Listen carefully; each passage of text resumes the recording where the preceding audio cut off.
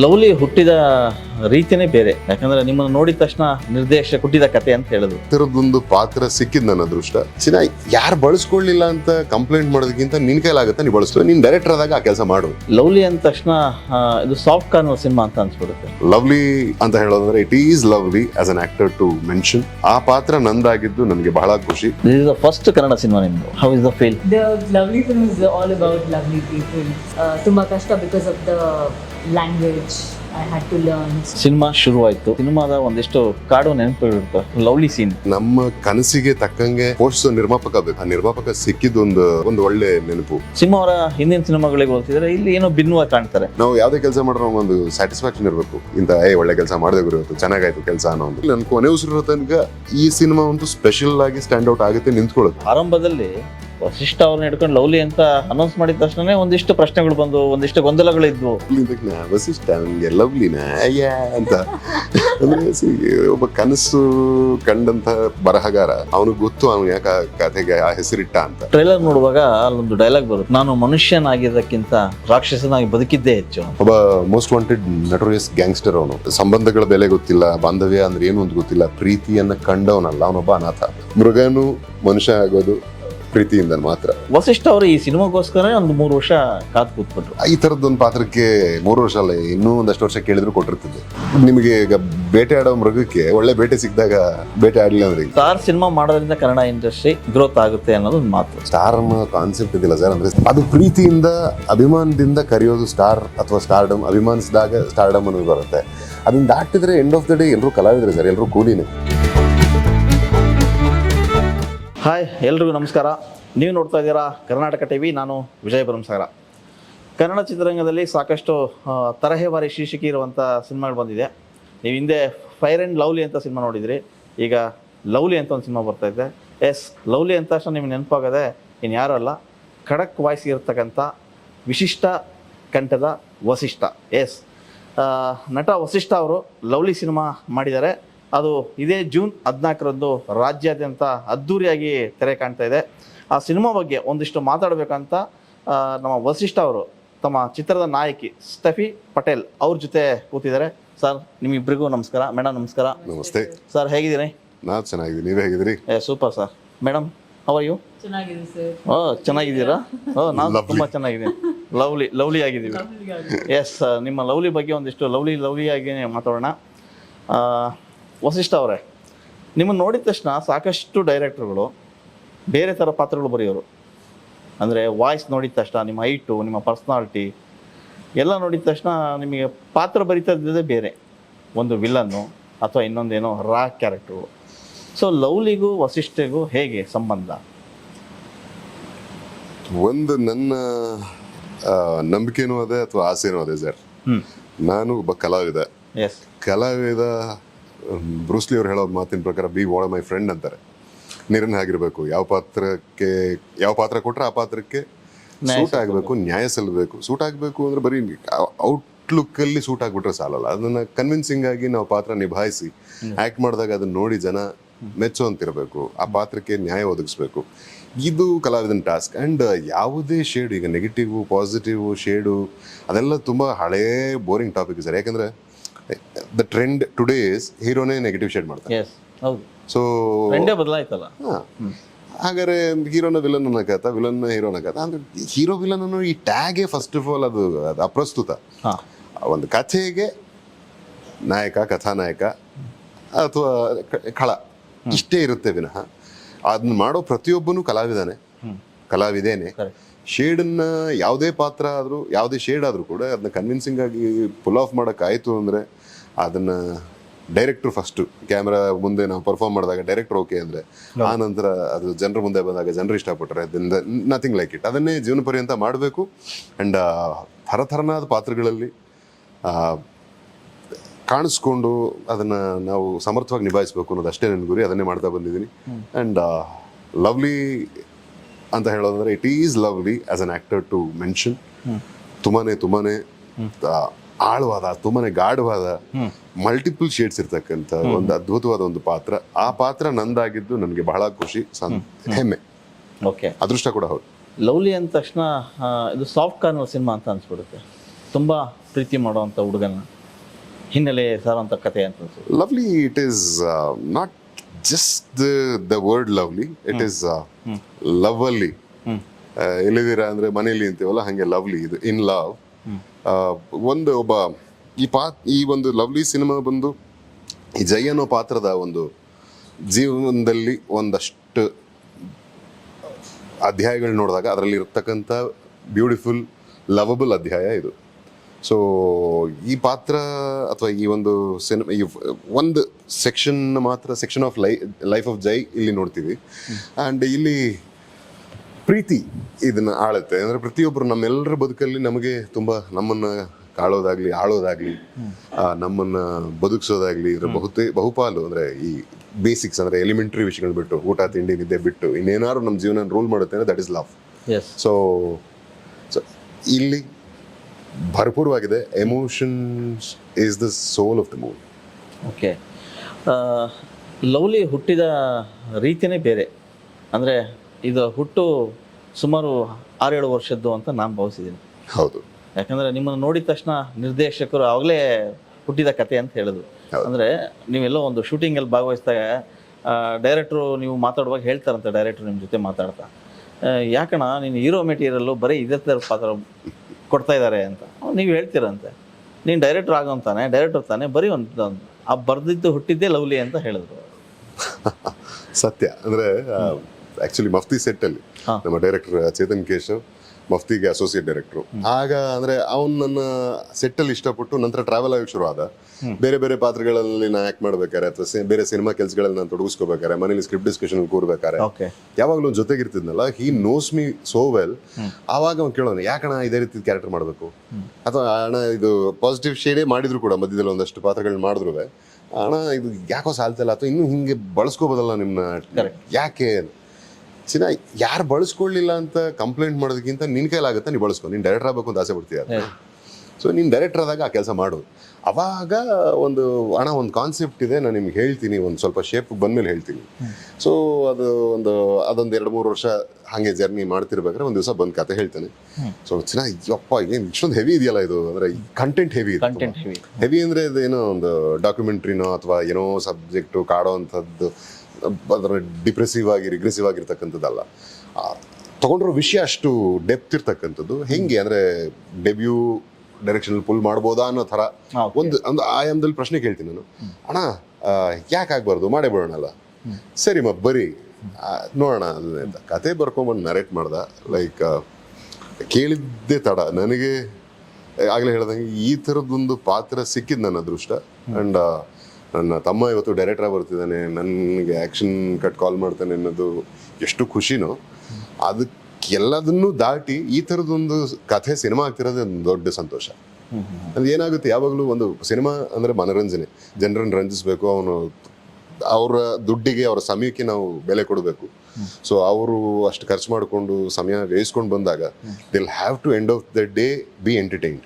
And also ನನ್ನ ಒಂದು belief ಏನಂದರೆ cinema is such a powerful medium. ಒಂದು ಟೇಕ್ ಅವೇ ಅಂತ ಇರಬೇಕು. ಮನೆಗೆ ಹೋಗ್ಬೇಕಾರೆ, ಸಿನಿಮಾ ನೋಡ್ಕೊಂಡು ಹೋಗ್ಬೇಕಾರೆ ಅಲ್ಲಿ ಒಂದು ಒಳ್ಳೆ ಅಂಶ, ಒಂದು 4 ಅಂಶ ಎತ್ಕೊಂಡು ಹೋಗೋಕ್ಕಾಯ್ತು ಅಂದರೆ that's the success of the cinema.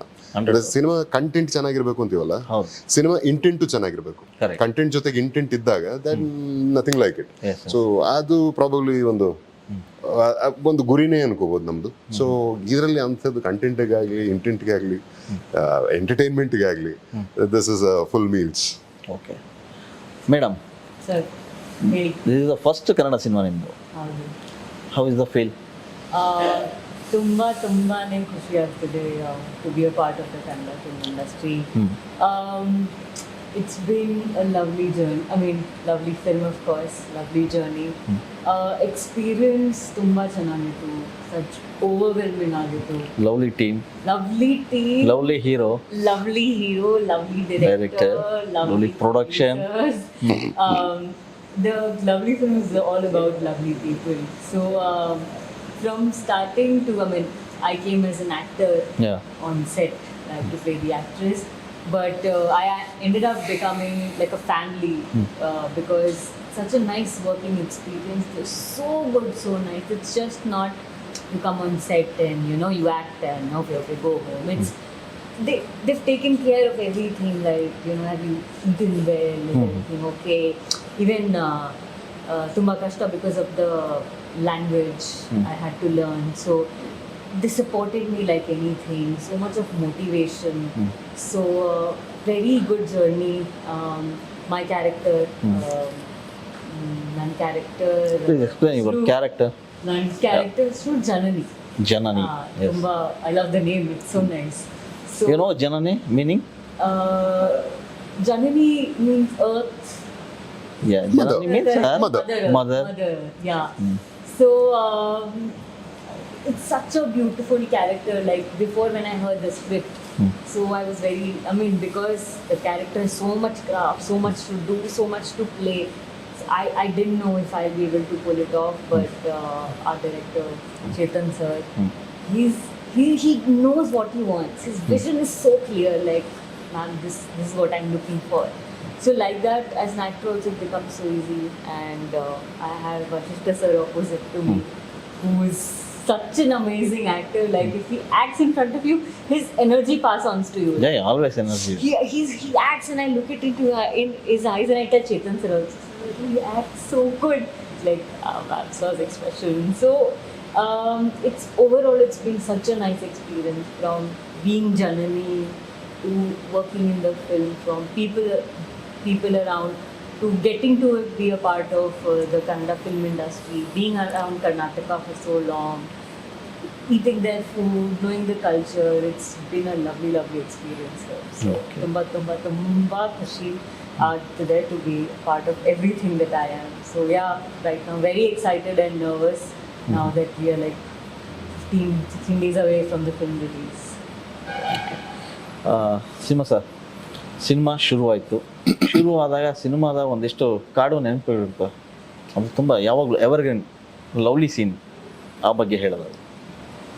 ತುಂಬಾನೇ ಇದೆ ಈ ಸಿನಿಮಾದಲ್ಲಿ ಹೇಳ್ಬೇಕಂದ್ರೆ. ಅಂದರೆ ಅದೇ ಇದು ಒಂದು ಜೊತೆಲೇ ಜರ್ನಿ ಆಗ್ತಾ ಹುಟ್ಟಿದಂಥ ಕಥೆ ಅಲ್ವಾ ನನಗೆ ಮತ್ತೆ ನಮ್ಮ ಡೈರೆಕ್ಟರ್ಗೆ.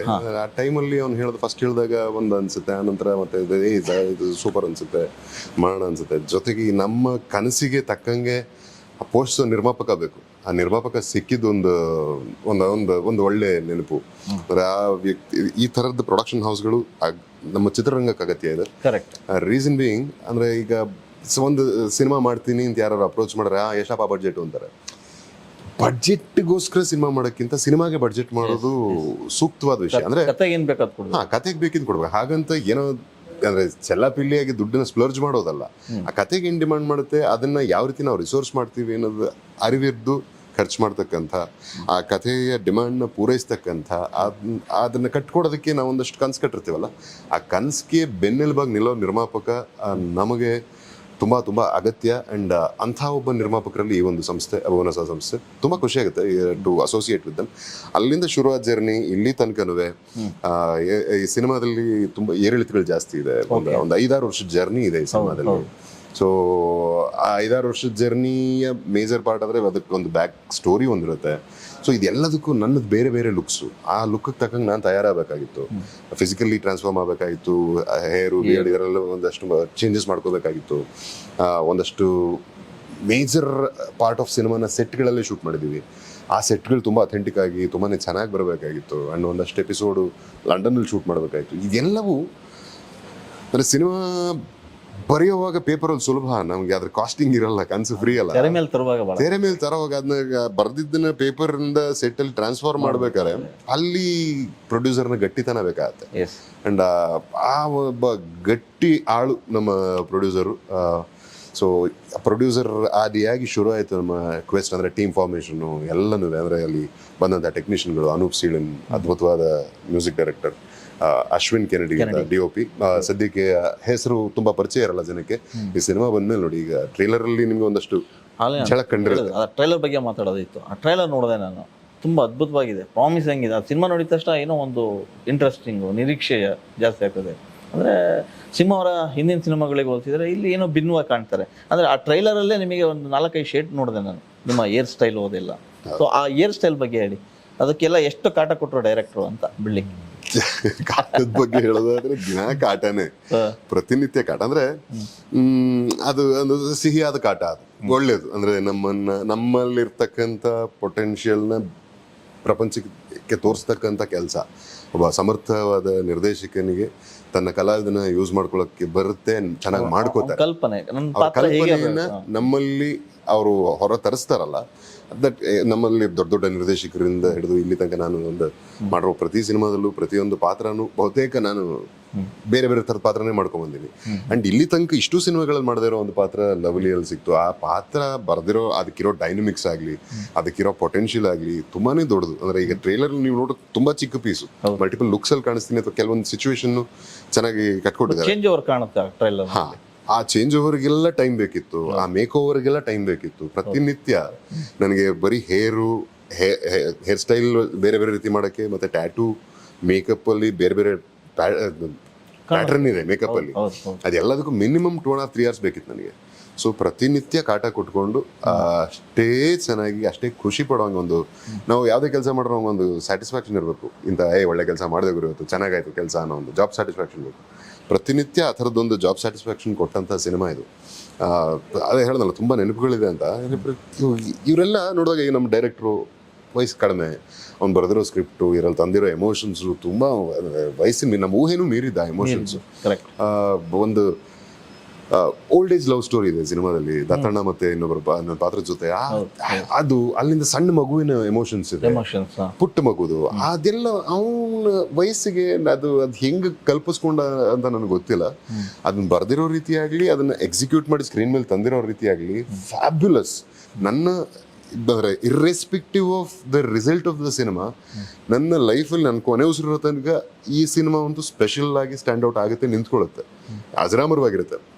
ಅಷ್ಟೊಳ್ಳೆ ವಿಷಯ ಇರ್ತಕ್ಕಂಥ, ಅದನ್ನ ಅಷ್ಟೇ ಚೆನ್ನಾಗಿ ಹೇಳಿರ್ತಕ್ಕಂಥ ಒಂದು ಪ್ರಯತ್ನ.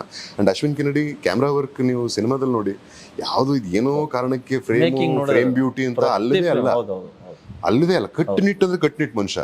ಏನ್ ಅಷ್ಟು ಚಿಕ್ಕ ವಯಸ್ಸಿಗೆ ಅಷ್ಟು ಪ್ರೊಫೆಷನ್ಸ್ ಇದೆಯಲ್ಲ, ಆ ಪ್ರೊಫೆಷನ್ ಆಶ್ಚರ್ಯ ಆಗುತ್ತೆ.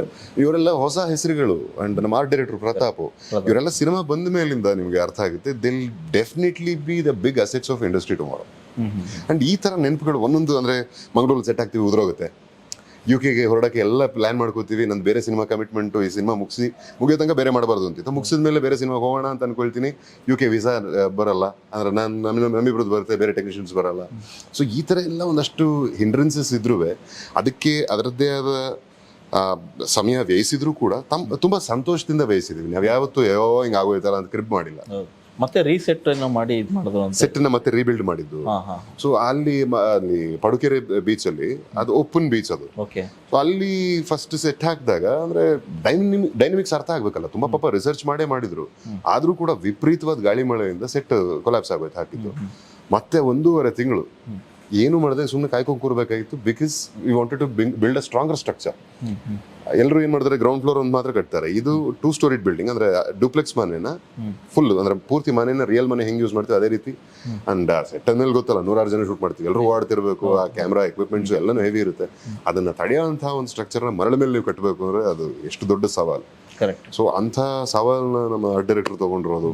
And every technician, every artist ಈ ಸಿನಿಮಾದಲ್ಲಿ ನೋಡಿ ಅವ್ರ ಹತ್ರ ಸಂಪೂರ್ಣ ಅವರ ಶಕ್ತಿನ ದಾರಿ ಎರೆದಿದ್ದಾರೆ. ಫೈನಲಿ ಅದನ್ನ ನೋಡಿದಾಗ ಲವ್ಲಿನೇ ಅನ್ಸುತ್ತೆ ಸಿನಿಮಾ. ಇಟ್ ಈಸ್ ಲವ್ಲಿ ಅಲ್ವಾ? It is lovely. ಅಂದ್ರೆ ಇಲ್ಲಿ ಏನಂದ್ರೆ ತುಂಬಾ ಒಳ್ಳೆ ಎಮೋಷನ್ಸು, ಇಷ್ಟೆಲ್ಲ ಸಾಹಸಗಳಿದೆ ಶೂಟಿಂಗ್ ಅಲ್ಲಿ, ಚಾಲೆಂಜಿಂಗ್ ಸಿಚುವೇಶನ್ಸು, ಚಾಲೆಂಜಿಂಗ್ ವೆದರ್ ಎಲ್ಲ ಇದ್ರೂ ಓವರ್ ಆಲ್ ಸಿನಿಮಾ ಔಟ್ಪುಟ್ ನೋಡಿದಾಗ ಆಕ್ಚುಲಿ ಟೈಟ್ಲ್ ಜಸ್ಟಿಫೈ ಆಗ್ತದೆ ನಮಗೆ. ಸಿನಿಮಾ ಕಥೆ ಜಸ್ಟಿಫೈ ಆಗೋದು. ಆರಂಭದಲ್ಲಿ ವಸಿಷ್ಠ ಅವ್ರನ್ನ ಹಿಡ್ಕೊಂಡು ಲವ್ಲಿ ಅಂತ ಅನೌನ್ಸ್ ಮಾಡಿದ ತಕ್ಷಣ ಒಂದಿಷ್ಟು ಪ್ರಶ್ನೆಗಳು ಬಂದು, ಒಂದಿಷ್ಟು ಗೊಂದಲಗಳಿದ್ವು. ಅದಾದ್ಮೇಲೆ ಯಾವಾಗ ನಿಮ್ಮ ಬರ್ಡೇಗೆ ಒಂದು ಟೀಸರ್ ನೋಡಿದ್ವಿ, ಜಸ್ಟಿಫೈ ಸಿಕ್ತು ನಮಗೆ. ಏನೋ ಇದೆ ಇದರಲ್ಲಿ. ಟ್ರೈಲರ್ ಕೂಡ ನೋಡಿದ್ವಿ, ಟ್ರೈಲರ್ ಟ್ರೆಂಡಿಂಗ್, ಅದು ನೋಡಿದ ತಕ್ಷಣ ಅನಿಸ್ತು, ಎಸ್ ಸಿನಿಮಾ ನೋಡ್ಬೇಕು, ಮಸ್ಟ್ ವಾಚ್ ಅನ್ಸ್ಬೇಕು. ಆ ತರ ಇದೆ ಸಿನಿಮಾ. ಅದೇ ನೀವು ಹೇಳೋದಂಗೆ ಲವ್ಲಿ ಅಂತ, ವಸಿಷ್ಠ ನನಗೆ ಲವ್ಲಿನ ಅಯ್ಯ ಅಂತ. ಅಂದ್ರೆ ಒಬ್ಬ ಕನಸು ಕಂಡಂತ ಬರಹಗಾರ, ಕರೆಕ್ಟ್. ಅವನಿಗೆ ಗೊತ್ತು ಅವ್ನು ಯಾಕೆ ಕಥೆಗೆ ಆ ಹೆಸರಿಟ್ಟ ಅಂತ. Don't judge the book by it's cover ಅಂತಾರಲ್ಲ, ಸೊ ಟೈಟಲ್ ನೋಡಿ ಆ ಕವರ್ ಪೇಜ್ ನೋಡಿ ಡಿಸೈಡ್ ಮಾಡಕ್ಕಾಗಲ್ಲ. ಸೊ ಆ ಒಂದು ಟೀಸರ್ ಅಲ್ಲಿ ಪ್ರತಿ ಪುಟನೂ ತೆಗೆದು ನೋಡ್ಬೇಕು. ಸೊ ಆ ಟೀಸರ್ ನಲ್ಲಿ ಇರೋದು ಅದು ಒಂದು ಸಣ್ಣ ಝಲಕ್ ಅಷ್ಟೇ. ಈಗ ಟ್ರೈಲರ್ ಅಲ್ಲಿ ಬಂದಿದ್ದಂಥದ್ದು ಆ ಆಕ್ಷನ್ ಏನ್ ನೀವು ನೋಡ್ತಿದ್ದೀರಾ, ಇದೆಲ್ಲ ಒಂದು ಹೀರೋಯಿಕ್ ಬಿಲ್ಡಪ್ ಅಲ್ಲ. Every fight is for a reason, every fight happens for a cause. Cinema ಒಳಗೆ, ಕಥೆಯೊಳಗೆ, ಕಥೆಯಿಂದ ಹೊರತಾಗಿಲ್ಲ. ಜೊತೆಗೆ ಆ ಫೈಟ್ಗಳು ಅಷ್ಟೇ. ಅಂಡ್ ಆಕ್ಟರ್ ಆಗಿ ನನಗೆ ಎಷ್ಟು ತೃಪ್ತಿ ಇದೆ ಅಂದ್ರೆ, ಒಂದೊಂದು ಫೈಟ್ ಪ್ಯಾಟರ್ನು ಬೇರೆ, ಒಂದೊಂದು ಫೈಟ್ ಡಿಸೈನು ಬೇರೆ, ಒಂದೊಂದು ಫೈಟಲ್ಲಿ ಒಂದೊಂದು ಲುಕ್ ಬೇರೆ. ಸೊ ಇಷ್ಟನ್ನೆಲ್ಲ ಇಷ್ಟು ಚೆನ್ನಾಗಿ ಒಂದು ತಂಡ ಅಂದ್ರೆ ಕಾಸು ಕೊಟ್ಟಿದ್ದಾರೆ ಕೆಲಸ ಮಾಡ್ತೀನಿ ಅಂತ ಅಲ್ಲದೆ, ಅಷ್ಟು ಪ್ರಾಮಾಣಿಕವಾಗಿ ಒಂದು ಪ್ರಯತ್ನ ಪಡೋದು, ಅಷ್ಟು ಎಫರ್ಟ್ ಹಾಕಿ ಏನೋ ಒಂದು ಅದ್ಭುತ ಕ್ರಿಯೇಟ್ ಮಾಡಬೇಕು ಅಂತ ಎಫರ್ಟ್ ಹಾಕೋದಿಲ್ಲ, that says it all. Like ತೃಪ್ತಿ. ಫೈಟ್ ಅಂದ ತಕ್ಷಣ ಒಂದು ಇನ್ಸಿಡೆಂಟು ಕೇಳಬೇಕು. ಒಂದು ಫೈಟ್ ಸೀನು, ಅದರಲ್ಲಿ ಇಂಡಿಯನ್ ಸಿನಿಮಾದಲ್ಲಿ ಬಹುಶಃ ಮೂರು ಫೈಟರ್ಸ್ಗಳಿಗೆ ಫೈರ್ ಹಾಕಲ್ಲ, ಅದು ಹಾಕಿ ಶೂಟ್ ಮಾಡುವಾಗ ನಿಮ್ಮ ಕೈಯೆಲ್ಲ ಇದಾಯಿತು ಅಂತ ಹೇಳಿದ್ರು. ಆ ಇನ್ಸಿಡೆಂಟ್ ಹೇಗಿತ್ತು, ನೀವು ಯಾಕೆ ಅದನ್ನ ಎಕ್ಸ್ಟ್ರಾ ತೊಗೊಂಡ್ರಿ ಅಂತ? ಏನಾಯ್ತು ಅಂದ್ರೆ ಕ್ಲೈಮ್ಯಾಕ್ಸ್ ರಿಸ್ಕ್ ಫೈಟ್ ಅಲ್ವಾ ಅದು? ತುಂಬಾ ರಿಸ್ಕಿ. ಅಂದ್ರೆ ನನಗಿಂತ ಚಿಂತೆ ಆ ಫೈಟರ್ಗಳದಾಗಿತ್ತು. ಅಂದ್ರೆ ಎಷ್ಟೇ ಧೈರ್ಯ ಇರ್ಬೋದು ಸರ್, ನಿಮಗೆ ಬೆಂಕಿ ಇಡ್ತೀವಿ ಅಂದ್ರೆ ಹೆಂಗಿರುತ್ತೆ? ಹೌದು, ದೊಡ್ಡ ಬೆಂಕಿ ಫ್ಲೇಮ್ ಮುಂದೆ ಬಂದ್ರೆ ಒಂದ್ ಸ್ವಲ್ಪ ಹೆದರ್ಕೊಂಡು ಹಿಂದೆ ಹೋಗ್ತೀವಿ ನಾವು ಸಾಮಾನ್ಯವಾಗಿ. Without helmet, without any head gear, ಏನು ಇಲ್ಲದೆ, it is very risky. And ಪ್ರಾಣ ಪಣಕ್ಕಿಟ್ಟು ಮಾಡೋದು. ನಮ್ಮ ಫೈಟರ್ಗಳಿಗೆ ಇಲ್ಲಿಂದ 1000 ಶರಣು. ನಮ್ಮ ಫೈಟ್ ಇದನ್ನ ಕಂಪೋಸ್ ಮಾಡಿದ ನಮ್ಮ Ravivarma master, he such a darling. ಅಂದ್ರೆ ಅಷ್ಟು ರಿಸ್ಕ್ ನಮಗೆ ತುಂಬಾ ಸುಲಭವಾಗಿ ಎಕ್ಸಿಕ್ಯೂಟ್ ಮಾಡ್ಕೊಡ್ತಾರೆ. ಬಿಫೋರ್ ಡಿಸ್ಕಷನ್ ಮಾಡುವಾಗ ಹಿಂದೆ ಒಂದು ಇನ್ಸಿಡೆಂಟ್ ಆಗಿತ್ತು, ಅದ್ಯಾವುದೋ ನೆನಪು ಬರ್ಲಿಲ್ವಾ ಅಂತ. ಇವು ಬಹಳ ಜಾರ್, ನಾನು ಅದೇ ಹೇಳ್ತಾ ಇದ್ದೀನಿ. ನಾವು ಶೂಟ್ ನನ್ನ ಎಪಿಸೋಡ್ ಬೇರೆ ಆಕ್ಷನ್ ಸೀಕ್ವೆನ್ಸಸ್ ಎಲ್ಲ ಏನಿದೆ ಅದು ಮುಗಿದೋಯ್ತು. ಈ ಒಂದು ಎಪಿಸೋಡ್ಗೆ, ಒಂದು ಫೈರ್ ಎಪಿಸೋಡ್ಗೆ ಮಾತ್ರ ಹೆಚ್ಚು ಕಡಿಮೆ 3/4 ದಿವಸ ಬರೀ ಪ್ರಿಪ್ರೇಷನ್. ಕಾಲ್ ದಿವಸ ಅಷ್ಟೇ ಶಾರ್ಟ್. ಅದು ಶಾರ್ಟ್ ನಾನು ನೋಡಿದ ತಕ್ಷಣ ನನಗೆ ಅನಿಸ್ತು ತುಂಬಾ ಅದ್ಭುತವಾಗಿ ಬಂದಿದೆ ಅದು. 3/4 ದಿವಸ ಪ್ರಿಪರೇಷನ್. ಅಂದ್ರೆ ಪ್ರಿಪರೇಷನ್ ಯಾವ್ದಕ್ಕೆ ಅಂದ್ರೆ ಫೈಟರ್ ಸೇಫ್ಟಿಗೆ, ಫೈಟರ್ ಸೇಫ್ಟಿ, ಸೆಟ್ ಸೇಫ್ಟಿ, ಇದೆಲ್ಲನೂ. ಯಾಕಂದ್ರೆ ಜೀವಕ್ಕಿಂತ ದೊಡ್ಡದು ಏನಿಲ್ಲ ಸರ್. ಬೇಕಾದ್ರೆ ಒಂದು ಮಾಡ್ತೀವಿ, ಬಿಟ್ಬಿಡ್ತೀವಿ, ಹಾಳಾಗೋಲಿ. ಅವ್ರ ಜೀವ, ಅವ್ರ ಸೇಫ್ಟಿ ಮುಖ್ಯ. ಅಂಡ್ ನನಗೆ ಹಳೆ ಘಟನೆಗಳು ಅಲ್ಲಿ ಅದ್ರಲ್ಲಿ ಇದ್ದಿದ್ದವ್ರು ನನ್ನ ಗೆಳೆಯರು, ಈ ತರದೆಲ್ಲ ವಿಷಯಗಳಿದ್ದಾಗ ನನಗೆ ಇದ್ದಿದ್ದು ಒಂಥರ ನನ್ಗೆ ಆಂಗ್ಸೈಟಿ. ಎಲ್ಲಪ್ಪ ಹೆಂಗಪ್ಪ ಇದು, ಏನೋ ಒಂದಿಷ್ಟು ಬರುತ್ತೆ, ಇಲ್ಲಿ ಪ್ಯಾಕಿಂಗ್ ಇರುತ್ತೆ, ಏನೋ ಹಾಕ್ಬಿಡ್ತೀವಿ ಬೆಂಕಿ, ಹಂಗಲ್ಲ ದಗದಗ ಹತ್ಕೊ ಉರಿಬೇಕು 3 ಜನ. ನನಗೆ ಅದನ್ನ ಊಹೆ ಕೂಡ ಕಷ್ಟ ನನಗೆ. ಇದನ್ನ ಹೆಂಗ್ ಮಾಡೋದು? ನಾನು ಡಲ್ಲಿಂಗ್ ಇದು ಸೇಫಾ ಮಾಸ್ಟರ್, ಸೇಫಾ ಶೋರ, ಅವ್ರಿಗೇನು ಆಗಲ್ಲ, ನೀವು ತಲೆ ಕೆಡಿಸ್ಕೊಬಿಡೋದಿದೆ ಡಲ್ಲಿಂಗ್ ಎಲ್ಲ ಇದು ಮಾಡಿದ್ವಿ. ಒಂದೇನಂದ್ರೆ ಒಬ್ಬರಿಗೆ ಫೈರ್ ಹಾಕಿದ್ವಿ ಇಲ್ಲಿ ತನಕ. ನನ್ನ ಅವ್ರ ಕರಿಯರ್ ತುಂಬಾ ದೊಡ್ಡದು, 1000 ಸಿನಿಮಾ ಮಾಡಿದ್ದಾರೆ. ಅಂಡ್ ಅವ್ರ ಕರಿಯರ್ ಅಲ್ಲಾಗ್ಲಿ, ಇದಕ್ಕೆ ಮುಂಚಿನ ಇಂಡಿಯನ್ ಫಿಲ್ಮ್ ಹಿಸ್ಟ್ರಿಲಿ 3 ಜನಕ್ಕೆ ಒಟ್ಟಿಗೆ ರಿಯಲ್ ಆಗಿ ಬೆಂಕಿ ಹಾಕಿರೋದು, CG ರಿಯಲ್ ಆಗಿ ಬೆಂಕಿ ಹಾಕಿದ ಉದಾಹರಣೆನೇ ಇಲ್ಲ. ಅಂಥದ್ರಲ್ಲಿ ಆ ಒಂದು ಸೆಟ್ ಒಳಗಡೆ ಫೈಟ್ ಅಲ್ಲಿ 3 ಜನಕ್ಕೆ ಬೆಂಕಿ ಹಾಕಿ ಮಾಡ್ತಿದ್ವಿ. ಅವರು ನನಗೆ ಧೈರ್ಯ ಹೇಳ್ತೀನಿ, ನಮಗ್ ಗೊತ್ತಿಲ್ವಾ ಡಲಿಂಗ್ ಏನ್ ಡಲಿಂಗ್? ಇಲ್ಲ ಡಲಿಂಗ್ ಹಂಗಲ್ಲ, ಲೈಫು ಅಂತ. ನಾನು ಅಂದ್ರೆ ಆ ಒಂದು ಅವ್ರಿಗೂ ಆ ಜವಾಬ್ದಾರಿ ಅಲ್ವಾ ಅದು. ಹೇಳದ್ನಲ್ಲ, ಜೀವಕ್ಕಿಂತ ದೊಡ್ಡದು ಏನು ಇಲ್ಲ ಸರ್. ಎಂತ ಪ್ರಿಕಾಷನ್ ತಗೊಂಡು ಏನು ಮಾಡಿದ್ರು ಒಂದ್ ಸಣ್ಣ ರಿಸ್ಕ್, ಒಂದ್ ಸಣ್ಣ ಲೂಪ್ ಹೋಲ್, ನಮ್ ಪ್ಲಾನಿಂಗ್ ಅಲ್ಲಾಗ್ಲಿ, ಪ್ರಿಕಾಷನ್ ಆಗ್ಲಿ, ಲೂಪ್ ಹೋಲ್ ಇದ್ರೆ ಇಟ್ ಇಸ್ ಫೇಟಲ್. ಆ ನಷ್ಟನ ಯಾರು ತುಂಬ್ಸಕ್ಕಾಗುತ್ತೆ ಅಂಥದ್ರಲ್ಲಿ? ಸೊ ಅವಾಗ ತಗೊಂಡಂತ ಮಾಡಿದಂಥ ತಯಾರಿ, ನನಗೆ ಡೆಮೋ ತೋರಿಸಿದ್ರು, ಇದು ಏನೂ ಆಗಲ್ಲ, ಪ್ಯಾಕ್ ಮಾಡಿದ್ದೀವಿ ಎಲ್ಲ, ತುಂಬಾನೇ ಪ್ಯಾಕಿಂಗ್ ಮಾಡಿ ಜೆಲ್ಗಳು ಹಾಕಿ ಒಂದಷ್ಟು ಪ್ರಾಡಕ್ಟ್ಸ್ ಯೂಸ್ ಮಾಡಿ ಅವ್ರ ಸೇಫ್ಟಿ ಎನ್ಶೋರ್ ಆದ್ಮೇಲೆ ಶೂಟ್ ಮಾಡಿದ್ದು. ಅಂಡ್ ಆರಾಮಾಗಿದ್ದಾರೆ ನಮ್ಮ ಹುಡುಗರು 3 ಜನ ಫೈಟರ್ಗಳು. ಅದೇ ಹೇಳಿದ್ರೆ ಅವ್ರ ಧೈರ್ಯಕ್ಕೊಂದ್ಸಲ 1000 ಶರಣು ಅಂದೆ ನಾನು. ಬಟ್ ಅದನ್ನ ಅಷ್ಟು ಮಾಡಿದ್ವಿ, ಪ್ಯಾಕಿಂಗ್ ಎಲ್ಲ ಆಯ್ತು, ರೆಡಿ ಆಯ್ತು, ನೀನು ಹೋಗ್ಬೇಕು, ಪುಕ ಪುಕ ಪುಕ ಅಂತಿದೆ, ಡಬ ಹೊಡ್ಕೋತಾ ಇದೆ. ಈ ನಿಮ್ ಬೆಂಕಿ ಹಾಕ್ತಿವಿ, ಈಗ ಹೋಗ್ಬೇಕು ಶಾರ್ಟ್ ಅಂತ. ಆ ಶಾರ್ಟ್ ಅಲ್ಲಿ ತಗೊಂಡು ಒಬ್ಬನ ತಲೆ ಹಿಂಗ್ ಕತ್ತರಿಸಿ ಬಂದು ಇನ್ನೊಬ್ಬ ಚುಚ್ಚಬೇಕು. ಆ ಒಂದು ಹಿಂಗಿದೆ ಅಂದ್ರೆ ಅದು ಔಟ್ರೇಜು, ಆ ಮಾಹೋಲೆ ಹಂಗಿದೆ, ಆ ವಾತಾವರಣನೇ ಹಂಗಿದೆ.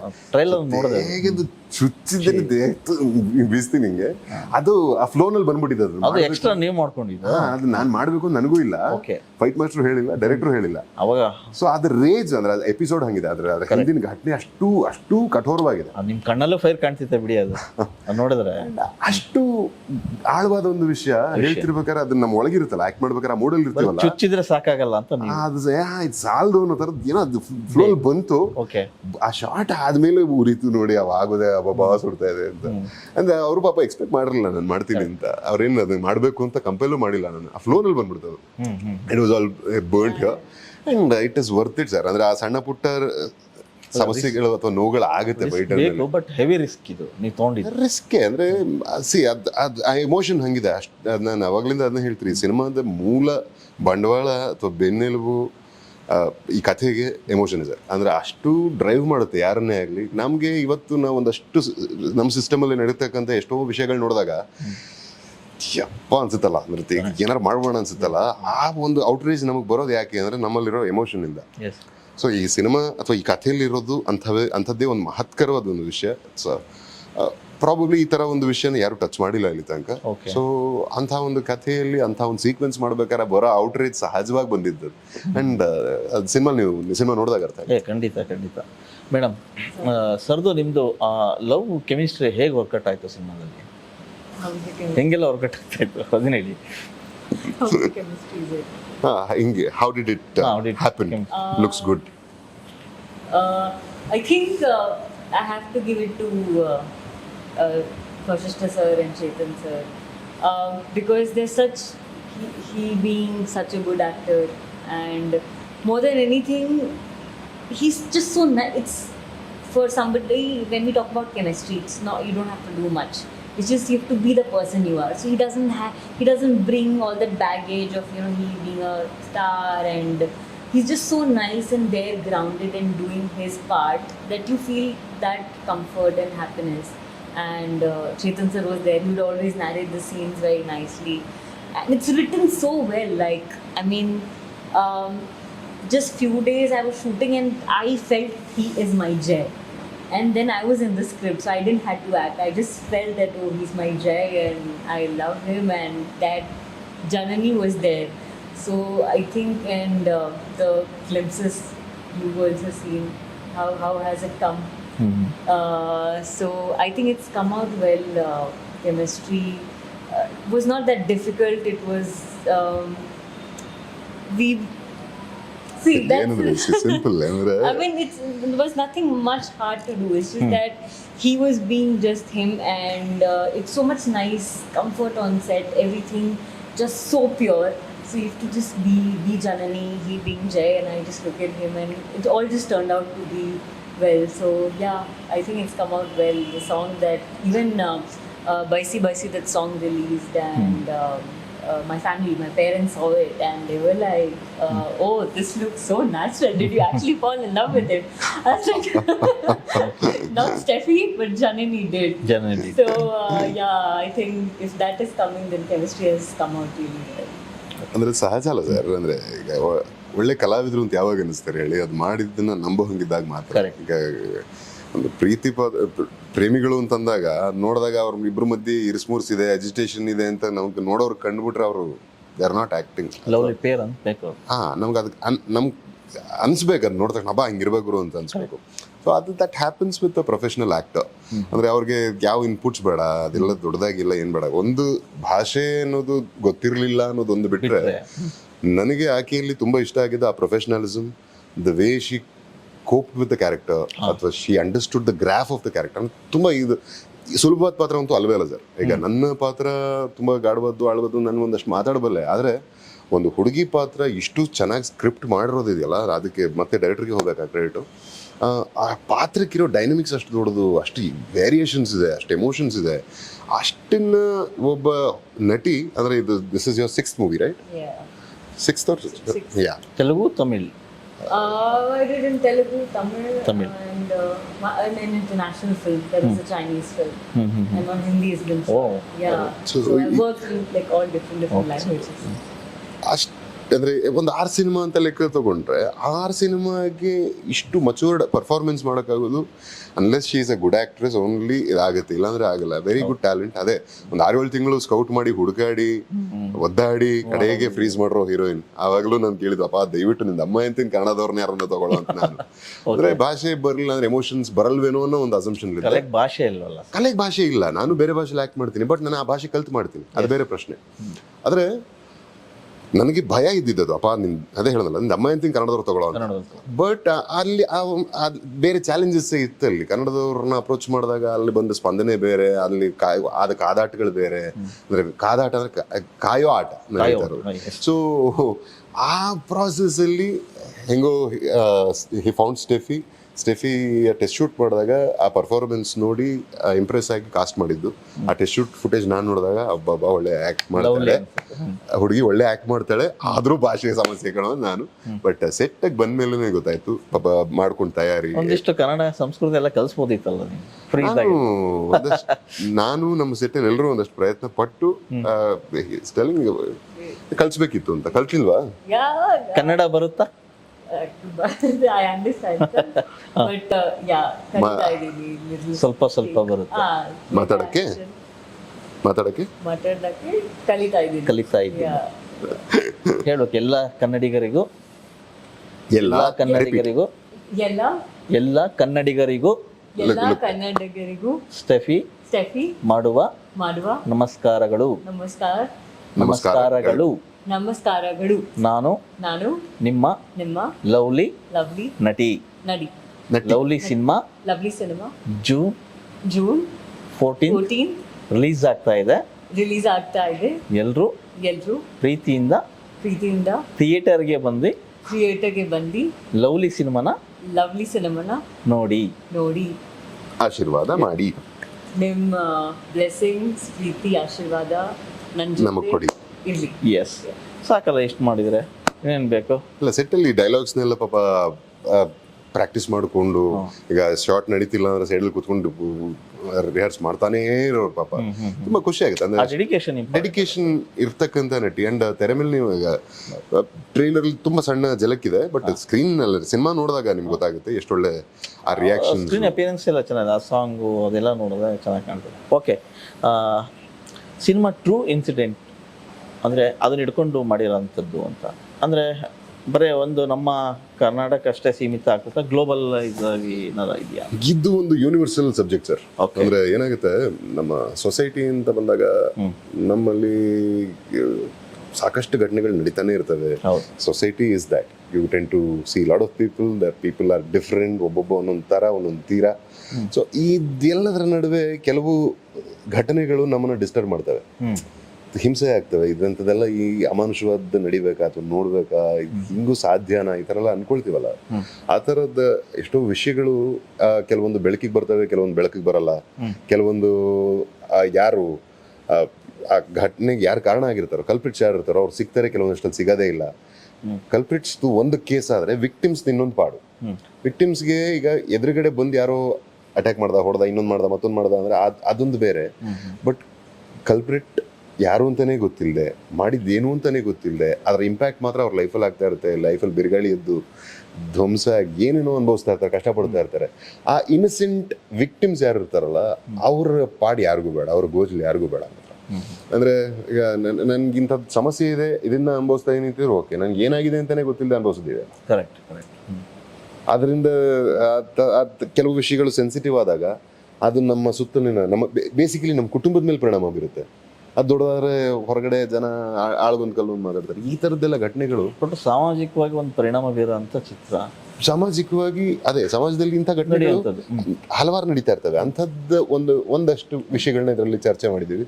ಆ್ಯಂಡ್ ಒಂದು ವಿಷಯದ ಮೇಲೆ ಈ ಸಿನಿಮಾ ಸಬ್ಜೆಕ್ಟ್ ಅವಲಂಬಿತವಾಗಿದೆ. ಅದನ್ನ ಕಟ್ಕೊಟ್ಟಿರೋ ರೀತಿಯಾಗಲಿ ಅದೇ ಕಾರಣಕ್ಕೆ ನಾನು ಈ ಸಿನಿಮಾ ಯಾಕೆ ನೋಡಬೇಕು ಅಂದ್ರೆ, ನಮ್ಮ ಜವಾಬ್ದಾರಿಗಳು ಬದುಕಲ್ಲಿ, ನಮ್ಮ ಸಂಬಂಧಗಳಲ್ಲಿ, ನಮ್ಮ ದೈನಂದಿನ ಬದುಕಲ್ಲಿ, ನಮ್ಮ ಸೊಸೈಟಿಲಿ ನಮ್ಮ ಜವಾಬ್ದಾರಿಗಳು ತುಂಬಾ ಮುಖ್ಯ. ಈ ಎಂಟರ್ಟೈನ್ಮೆಂಟು, ಆಕ್ಷನ್, ಹ್ಯೂಮರ್ ಎಲ್ಲದರ ಜೊತೆಗೆ there is a huge takeaway ಈ ಸಿನಿಮಾದಲ್ಲಿ. ಆ ಒಂದು ಕಾರಣಕ್ಕೆ ಸಿನಿಮಾ ನೋಡಬೇಕು. ಅಂಡ್ ಆಗ್ಲೇ ನಾನು ಹೇಳಿದ್ದು, ಅದಕ್ಕೆ ಏನ್ ರಿಸಲ್ಟ್ ಅನ್ನೋದನ್ನ ದಾಟಿ ಇಂಥ ಒಂದು ಸಿನಿಮಾ ಮಾಡಿರೋದಕ್ಕೆ ನಂಗೊಂದು ಹೆಮ್ಮೆ ಇದೆ. ನಾನು ಅದೃಷ್ಟವಂತ ಅಂತ ಭಾವಿಸ್ತೀನಿ. ಟ್ರೈಲರ್ ನೋಡುವಾಗ ಅಲ್ಲೊಂದು ಡೈಲಾಗ್ ಬರುತ್ತೆ, ನಾನು ಮನುಷ್ಯನಾಗಿದ್ದಕ್ಕಿಂತ ರಾಕ್ಷಸನಾಗಿ ಬದುಕಿದ್ದೇ ಹೆಚ್ಚು ಅಂತ. ಅದರ ಹಿನ್ನೆಲೆ ಏನಾದರೂ ಹೇಳ್ಬೋದಾ?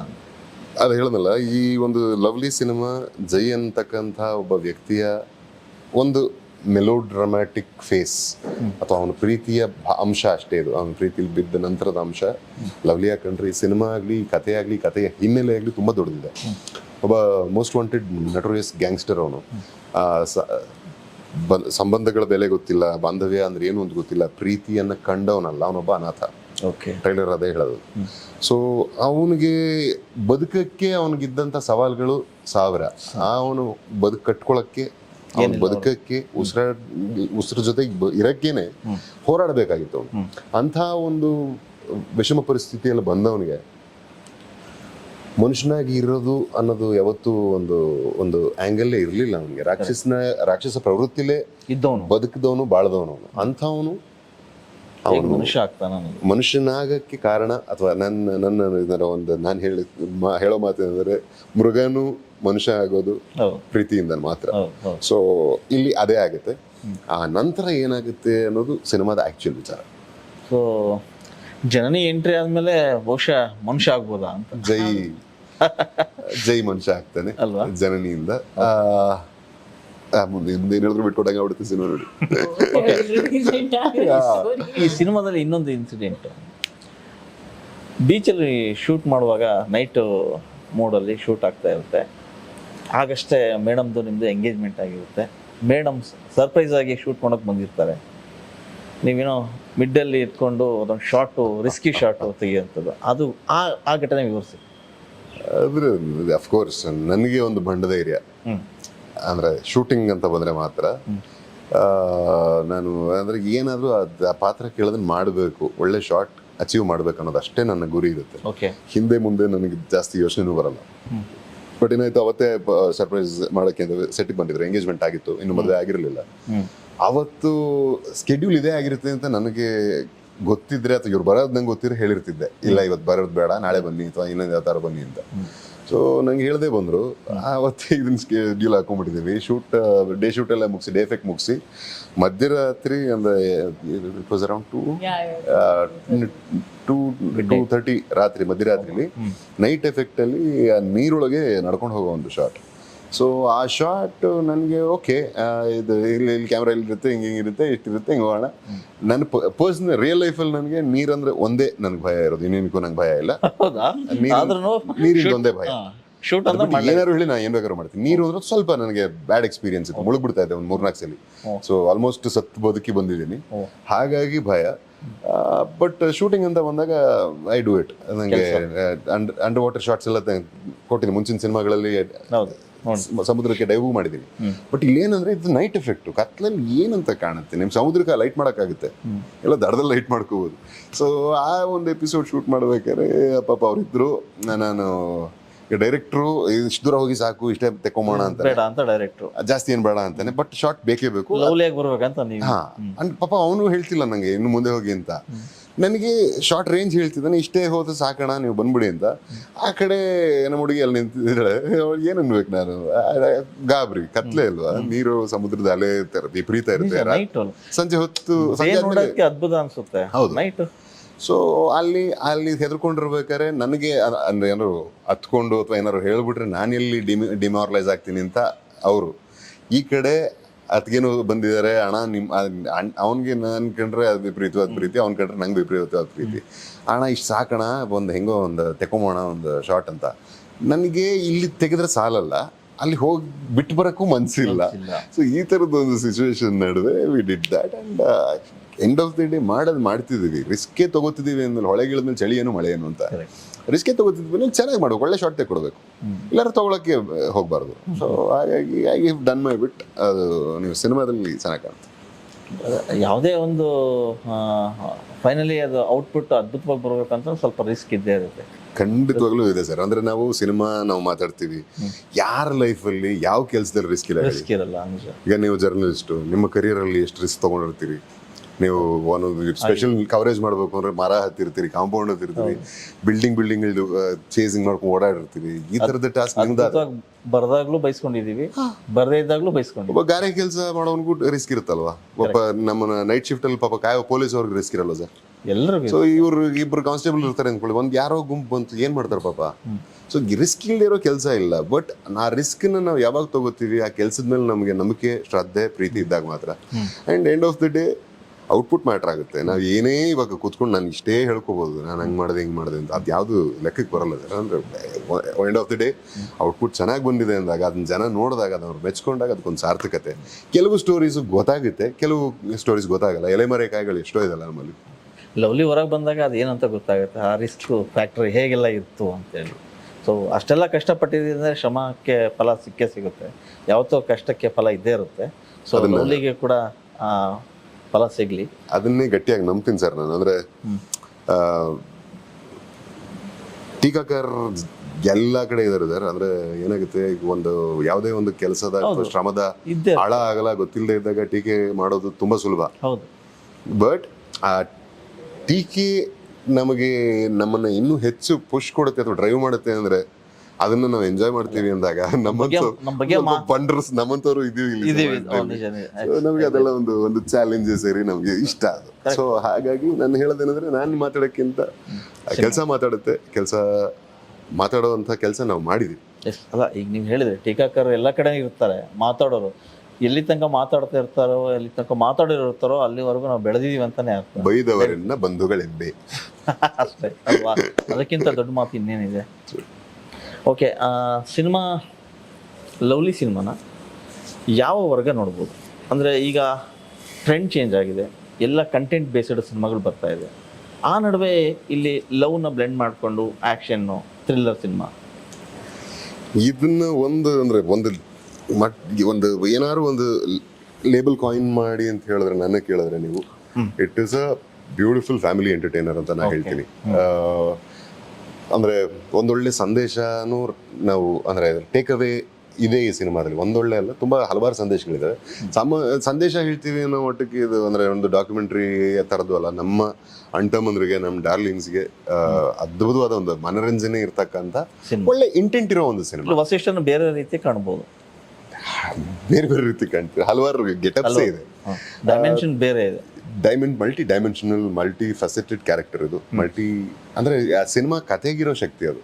ಅಂದ್ರೆ ಕನ್ಸ್ಯೂಮ್ ಮಾಡಿರೋ ರೀತಿನೇ ಅದ್ಭುತ. ಅದನ್ನ ಎಕ್ಸಿಕ್ಯೂಟ್ ಮಾಡಿರೋ ನಮ್ಮ ಪ್ರತಿಯೊಬ್ಬ ಟೆಕ್ನಿಷಿಯನ್ಗಳಿಗೂ, ನಮ್ಮ ಎಲ್ಲ ಕೋ ಆರ್ಟಿಸ್ಟ್ಗೂ ನಾನು ತುಂಬಾನೇ ಅಂದ್ರೆ ತುಂಬಾನೇ ಸಂತೋಷ ಆಗುತ್ತೆ ಅವ್ರನ್ನೆಲ್ಲ ನೋಡಿದಾಗ. ಅಷ್ಟು ಚೆನ್ನಾಗಿ ಒಳ್ಳೆ ಕೆಲಸ ಮಾಡಿದ್ದಾರೆ. ಈ ಒಂದು ಎಫರ್ಟು ನಿಮ್ಮನ್ನ ರಂಜಿಸುತ್ತೆ. ಎಂಗೇಜ್ಮೆಂಟ್ ಅನ್ನೋದು ಒಂದು ಕನ್ಸಿಡರಬಲ್ ಫ್ಯಾಕ್ಟ್ರಿ ಅಲ್ಲ ಈ ಸಿನಿಮಾ, ಅಷ್ಟು ಎಂಟರ್ಟೈನ್ಮೆಂಟ್ ಇದೆ. ಮೀನ್ ವೈಲ್ ಒಂದು ಒಳ್ಳೆ ಅದ್ಭುತವಾದ ವಿಚಾರ ಇದೆ ನೋಡಿ. ಈ ಥರ ಸಿನಿಮಾ ಮಾಡುವಾಗ ಒಂದಿಷ್ಟು ಬೇರೆ ಬೇರೆ ಎಲ್ಲದನ್ನು ಬಿಟ್ಬಿಡ್ಬೇಕು, ಅಂದರೆ ಅವಕಾಶಗಳು ಬಂದರೂ ಕೂಡ್ಬಿಡೋದು, ಸ್ಟಿಕ್ ಆನ್ ಆಗಬೇಕು. ವಸಿಷ್ಠ ಅವರು ಈ ಸಿನಿಮಾಗೋಸ್ಕರ ಒಂದು 3 ವರ್ಷ ಕಾತು ಕೂತ್ಬಿಟ್ರು. ಹೌದು ಸರ್, ಇದು ಬಿಟ್ಟು ಬೇರೆ ಏನೂ ಮಾಡಲಿಲ್ಲ. ಇಲ್ಲ, ಯಾಕೆ ಅಂದ್ರೆ ಅದು ಹೇಳೋದಲ್ಲ, ಇದು ಎಲ್ಲ ಇರ್ತಕ್ಕಂಥ ಈ ಥರದ್ದು ಹಲವಾರು ವಿಷಯಗಳು ಇರ್ತಕ್ಕಂಥ ಸಿನಿಮಾ. ಈ ಥರದ್ದು ಒಂದು ಸಿನಿಮಾದಲ್ಲಿ ಒಂದು ಮಲ್ಟಿಪಲ್ ಅಂದ್ರೆ ಡಿಫ್ರೆಂಟ್ ಟೈಮ್ ಲೈನಲ್ಲಿ ಪ್ರೆಸೆಂಟ್ ಆಗೋ ಪಾತ್ರ ಮಾಡ್ಬೇಕಾದ್ರೆ ಆ ಪಾತ್ರಕ್ಕೆ ತಕ್ಕಂಥ ತಯಾರಿ ಬೇಕಾಗುತ್ತೆ. ಅಪಿಯರೆನ್ಸ್ ವೈಸ್ ಚೇಂಜ್ ಆಗಬೇಕಾಗುತ್ತೆ, ಮೇಕಪ್ ಇಂದ ಹಿಡಿದು ಹೇರ್ ಸ್ಟೈಲ್ ಇಂದ ಹಿಡಿದು ಎಲ್ಲನೂ ಚೇಂಜ್ ಆಗಬೇಕಾಗುತ್ತೆ. ಹೇರ್ ಗ್ರೋ ಮಾಡಬೇಕು, ಶಾರ್ಟ್ ಮಾಡಬೇಕು, ಈ ಥರದ್ದೆಲ್ಲ ಚಾಲೆಂಜಸ್ ಇದ್ದಾಗ ಅದಕ್ಕೆ ಅದರದ್ದೇ ಆ ಟೈಮ್ ಬೇಕು. ಆ್ಯಂಡ್ ಇದೆಲ್ಲವೂ ನನಗೆ ಮಾಡೋದಕ್ಕೆ ಸ್ಫೂರ್ತಿ ಈ ಪಾತ್ರನೇ, ಈ ಕಥೆನೇ. ಹೇಳಿದ್ರೆ ಒಂದು ಇಷ್ಟು ಎಂಟರ್ಟೈನಿಂಗ್ ಸಿನಿಮಾ, ಒಳ್ಳೆ ವಿಷಯದೊಳಗೆ ಅಂದರೆ ಕಂಟೆಂಟ್ ಜೊತೆಗೆ ಒಳ್ಳೆ ಇಂಟೆಂಟ್ ಇಟ್ಕೊಂಡಿರೋ ಸಿನಿಮಾ. ಒಂದು 3 ವರ್ಷದ ಮಗುವಿಂದ ಹಿಡಿದು ವಯೋವೃದ್ಧರ ತನಕ, ಒಂದು 60-70 ತನಕನೂ 80 ತನಕನೂ ಎಲ್ಲರೂ ಕೂತು ನೋಡಬೇಕಾದಂಥ ಒಂದು ವಿಷಯ ಇದು. ಆ್ಯಂಡ್ ಈ ಥರದ್ದೊಂದು ಪಾತ್ರಕ್ಕೆ 3 ವರ್ಷ ಅಲ್ಲ, ಇನ್ನೂ ಒಂದಷ್ಟು ವರ್ಷ ಕೇಳಿದ್ರು ಕೊಟ್ಟಿರ್ತಿದ್ದೆ. ನಿಜ, ಒಬ್ಬ ಕಲಾವಿದನಿಗೆ ಬೇಕಾಗಿರೋದೇ ಅದಲ್ವಾ. ಒಳ್ಳೆ ಇದು ಲೈಕ್ ನಿಮಗೆ ಈಗ ಬೇಟೆ ಆಡೋ ಮೃಗಕ್ಕೆ ಒಳ್ಳೆ ಬೇಟೆ ಸಿಕ್ಕಿದಾಗ ಬೇಟೆ ಆಡಲಿಲ್ಲ ಅಂದ್ರೆ ತಾಳ್ಮೆಯಿಂದ ಕಾದೇ ಮಾಡಬೇಕು. ಕರೆಕ್ಟ್ ಹೇಳಿದ್ದು. ಜೂನ್ 14ಕ್ಕೆ ನಿಮ್ಮದು ಇನ್ನೊಂದು ಸಿನಿಮಾ ರಿಲೀಸ್ ಆಗ್ತಾ ಇದೆ. ಬಹುಶಃ ನಾವು ಗಮನಿಸ್ದಂಗೆ, ನನ್ನ ಇಷ್ಟು ವರ್ಷದ ಜರ್ನಿಯಲ್ಲಿ ಬಂದಾಗ ಒಬ್ಬ ಹೀರೋ ಒಂದೇ ಸರಿ 2 ಸಿನಿಮಾ ಬಂದಿಲ್ಲ, ಅದು ಅದರ್ ಲ್ಯಾಂಗ್ವೇಜ್ ಡಬ್ಡ್ ವರ್ಷನ್ ಬಂದಿದೆ. ನಿಮ್ಮದು ತೆಲುಗಿನಲ್ಲೂ ಕೂಡ ಸ್ಟ್ರೈಟ್ ಅವೇ ಒಂದು ಸಿನಿಮಾ ಬರ್ತಾ ಇದೆ, ಅದು ಅವತ್ತೇ ರಿಲೀಸು. ಹೌದು, ಅಂದರೆ ಇದು ನನಗೆ ಖುಷಿ ಪಡಬೇಕಾ ಅಥವಾ ಏನು ಅನ್ಕೋಬೇಕು, ಟೆನ್ಷನ್ ಮಾಡ್ಕೋಬೇಕಾ ಅಂತ ಗೊತ್ತಿಲ್ಲ. ಏನಕ್ಕೆ ಅಂದ್ರೆ ಈ ಸಿನಿಮಾನು ನನ್ನ ಸಿನಿಮಾನೇ, ಅದು ನನ್ನ ಸಿನಿಮಾನೇ. ಇದರಲ್ಲೂ ನಾನು ಲೀಡೆ, ಅದರಲ್ಲೂ ನಾನು ಲೀಡೆ. ಪ್ರಮೋಷನ್ಗೆ ಎಲ್ಲರೂ ಒಪ್ಪಿದಪ್ಪಿ ಇದಕ್ಕೋ ಅದಕ್ಕೋ ಸಮಯ ಶಾರ್ಟೇಜ್ ಆಗ್ಬಿಟ್ರೆ ಅನ್ನೋ ಒಂದು ಆತಂಕ ಅನ್ನೋದು ಬಿಟ್ರೆ ತುಂಬಾನೇ ಒಳ್ಳೆ ಪಾತ್ರ, ಒಳ್ಳೆ ಅದು ಕೂಡ ಸವಾಲಿನ ಪಾತ್ರ. ಅಂಡ್ ಆ ಸಿನಿಮಾ ಅಂದ್ರೆ ಬ್ಯೂಟಿಫುಲ್ ಕಂಟೆಂಟ್. ಅಂದ್ರೆ ಯಾವ ರೀತಿ ಅಂದ್ರೆ ಅದನ್ನ ಪ್ರೆಡಿಕ್ಟ್ ಮಾಡಕ್ ಆಗಲ್ಲ ಸಿನಿಮಾನ. ಈಗ ಹಿಂಗೆ ನೋಡ್ತಿದ್ರೆ ಇದು ಇವನೇ ಕೊಲೆಗಾರ ಅಥವಾ ಇವನೇ ಹಿಂಗೆ ಮಾಡ್ದ ಅಂತ ಏನಾದ್ರು ಗೆಸ್ ಮಾಡ್ತಿದ್ರೆ ನೆಕ್ಸ್ಟ್ ಚಾಲೆಂಜ್ ಬೇರೆನೇ ಇರುತ್ತೆ, ನೆಕ್ಸ್ಟ್ ಟಾಸ್ಕ್ ಬೇರೆನೇ ಇರುತ್ತೆ. So it's a very special one for me. ನಾನು ಆ ಥರದೊಂದು ಪಾತ್ರ ಮಾಡಿರಲಿಲ್ಲ, ಅದು ಅಷ್ಟೇ. That's fun. ಆ ಒಂದು ಯುಗಂಧರ್ ಅನ್ನೋ ಒಂದು ಪಾತ್ರ ಏವಂ ಸಿನಿಮಾ, ಅದು ಎಲ್ಲ ಅಂದರೆ ತುಂಬ ಜನ ನಮ್ಮ ಎಸ್ಪೆಷಲಿ ನಾನು ಹೇಳ್ಬೇಕಾದ್ರೆ ನನ್ನ ಥರದವ್ರಿಗೆ ನಮ್ಮ ಪಡ್ಯಾಯಕ್ಳಿಗೆಲ್ಲ ಅದು ತುಂಬ ಕನೆಕ್ಟ್ ಆಗಿಬಿಡುತ್ತೆ ಸೀದಾ ಆ ಒಂದು ಕ್ಯಾರೆಕ್ಟ್ರು. ಯಾವುದೇ ವಿಷಯದಲ್ಲೂ ನಿಂಗೆ ಬೇಕಾ ಅಂತ ಏನಾರ, ಯಾಕೆ ನಾ ಸರಿ ಹೋಗಲ್ವಾ ನಂಗೆ ಅದು ನೇ ಸರಿ ಪೋನಾ ಅಂತ. It's nice one. ಆ್ಯಂಡ್ ಇದು ಅಂದರೆ ಇದು ನೀವು ಹೇಳಿದ್ದಂಗೆ ಅದು probably I am lucky enough ಒಟ್ಟಿಗೆ ಒಂದೇ ದಿವಸ ಒಂದೇ ಟೈಮಲ್ಲಿ 2 ಭಾಷೆಯಲ್ಲಿ 2 ಬೇರೆ ಸಿನಿಮಾಗಳು ರಿಲೀಸ್ ಆಗ್ತಾ ಇರೋದು ಸಂತೋಷ, ಹಾಗೆ ಆತಂಕ ಕೂಡ. ಒಂದು ದೊಡ್ಡ ಜವಾಬ್ದಾರಿ.